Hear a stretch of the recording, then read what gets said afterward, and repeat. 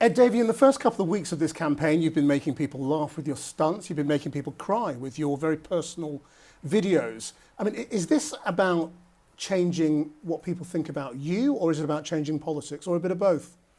Well, actually, it's about getting over some serious messages, and I think as long as you take the voters' concerns and issues really seriously, you don't have to take yourself too seriously. And I think people do want to know what sort of person you are. But if you take some of the things we've been doing, when I fell off the paddleboard in Lake Windermere, we were talking about the problem of sewage, which is a national scandal. That the water companies have been allowed to pump sewage into our lakes and our rivers and our seas.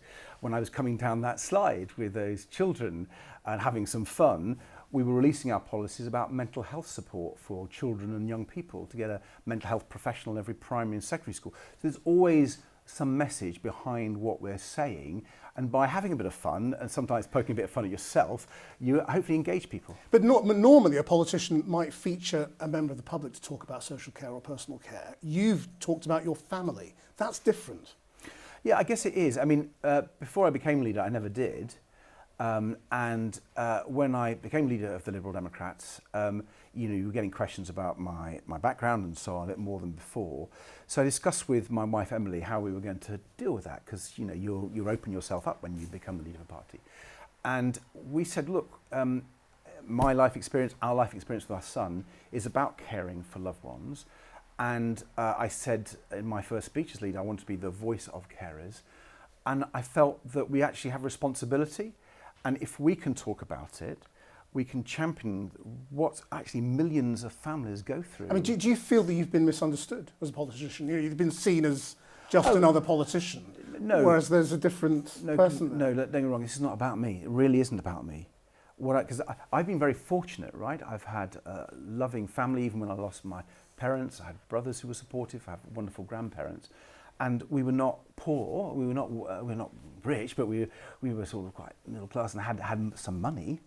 And when I talk to my constituents who go around the country, I meet families who are caring for loved ones who've got no money, who are really struggling, and where there isn't quite as much love sometimes. Often there is, but sometimes there isn't. And when I reflect on, it's challenging being a carer, I can tell you that for sure. But you can get brilliant relationships. And I had a wonderful relationship with my mum, with my nana again, and then with my son. And so I also want to show that being a carer can be a positive thing too. But in doing that, I'm not going to hide the fact that it's tough, because I need to speak out, and I want the Liberal Democrats to speak out for those millions of people who are having a very tough time. And I want to make the point to those who don't understand caring, whether it's they don't understand care workers and social care or family carers, that if we get this right, we can have a massive impact on the health service and on our economy. There's a real win for everybody. Yeah, but what I mean is, it is showing a compassionate side of you which politicians normally struggle to show. And we've gone through a very difficult period in this country over quite a long time. Now, for a lot of people who want change at this election, they regard this as 14 years of Conservative government that they want rid of. But you were part of that for 5 of them in the coalition. So I wonder whether now you actually have some regrets about what you helped push through in those early years, in terms of austerity and hardship. I mean, if you look at what I've done throughout my political career, before, during and after that time, I've always fought the Conservatives. I fought them hard. But you propped them up in coalition. Well, let me finish if I may. During that time, I fought them every single day. We want to give stable government to the country and to achieve things that Liberal Democrats want and believed in and fought for.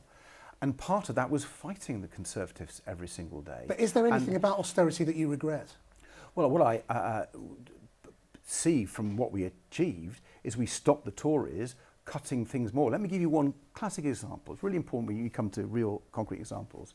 In 2015, after I left office and the Tories were running things by themselves, George Osborne, in that first budget after the 2015 election, cut welfare spending by £12 billion.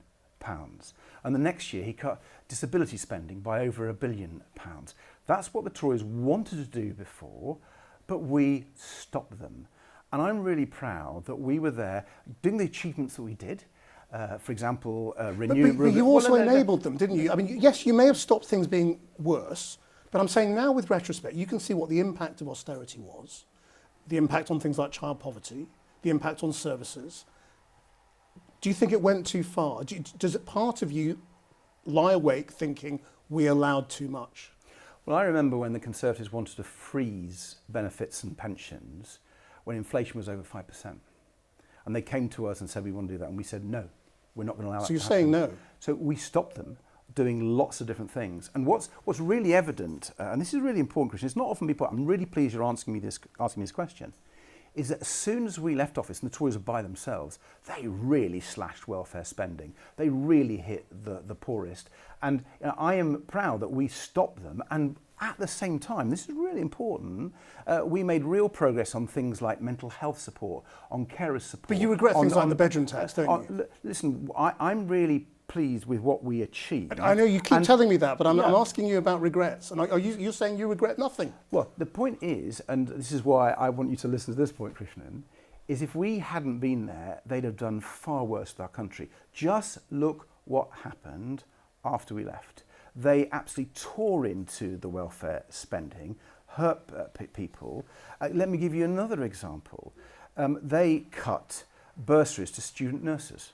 One of the reasons we've got a crisis in our health service and don't have enough nurses and they're having to bring in a workforce plan is because George Osborne cut bursaries for student nurses. Okay. And those are the sorts of things that, I am proud of, that we stopped them doing things and at the same time got our agenda over. Let me give you... But there's a principal it's question important I I want give to you ask the example, Krishnan, because it's important these examples are really clear and they're relevant to this campaign. We went in and we said we wanted to increase the income tax allowance to take the low paid out of tax, and we did that.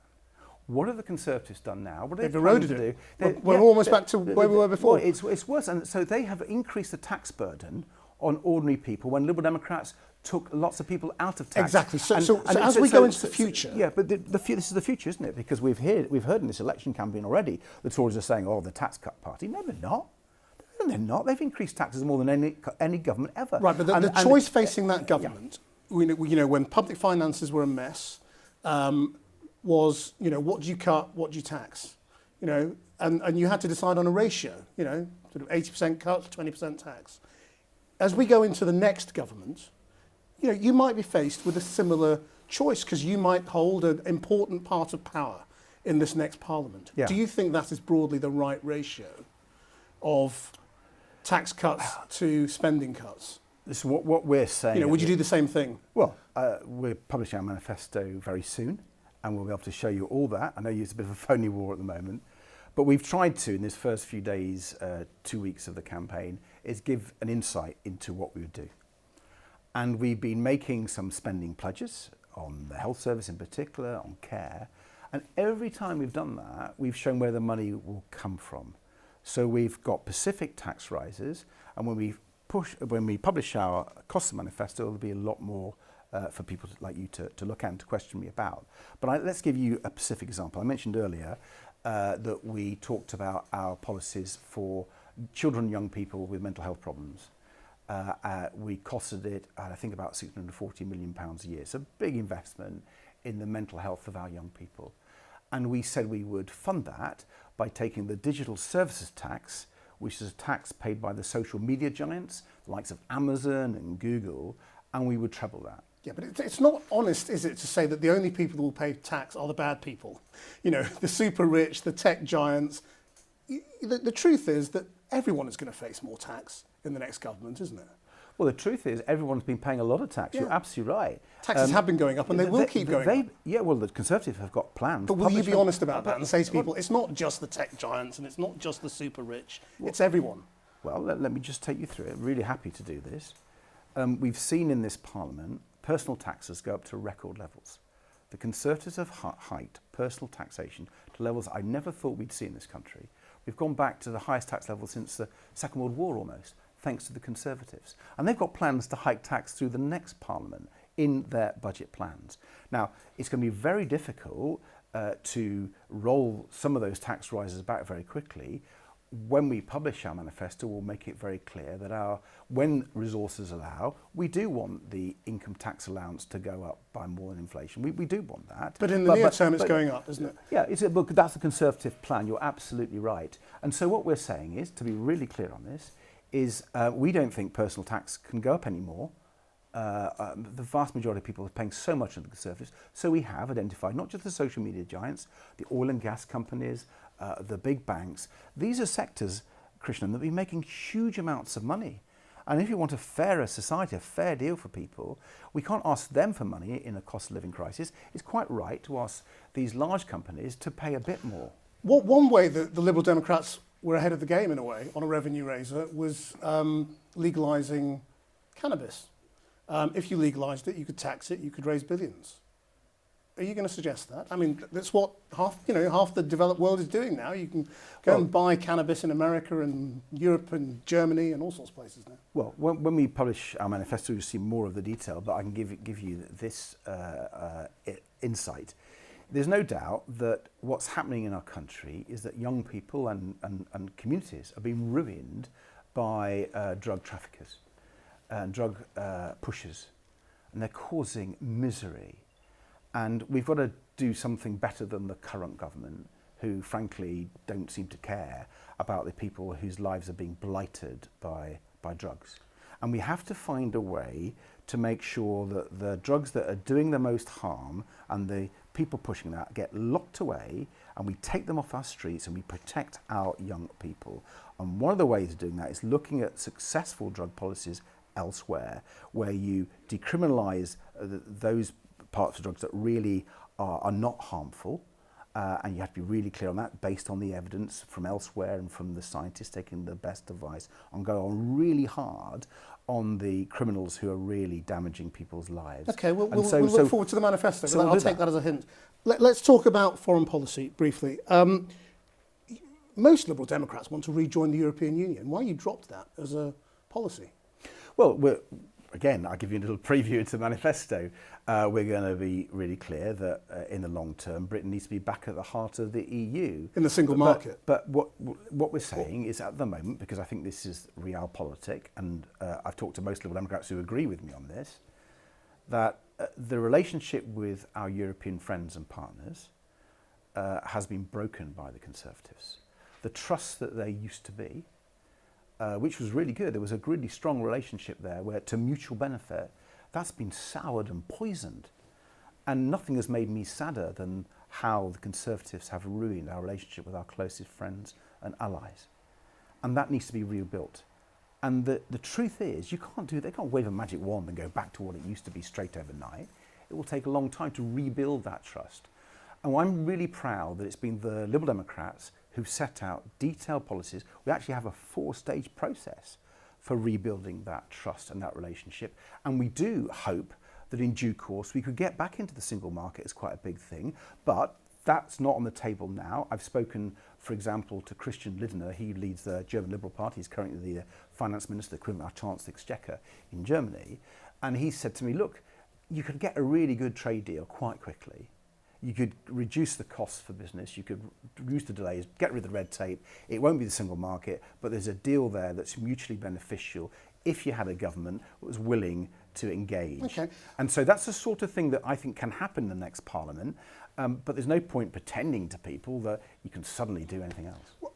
Just one other foreign policy thing, because we're on limited time. I mean, there has been another terrible attack in Gaza today.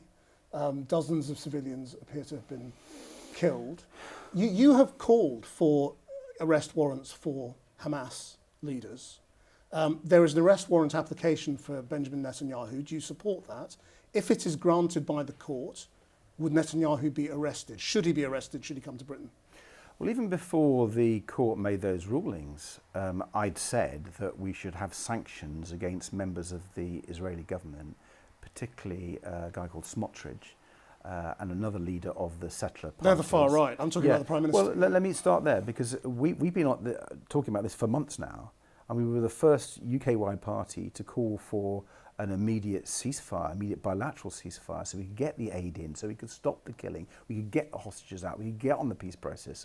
So we've had a long record calling for that, and also action against members of the Israeli government who are frankly beyond the pale.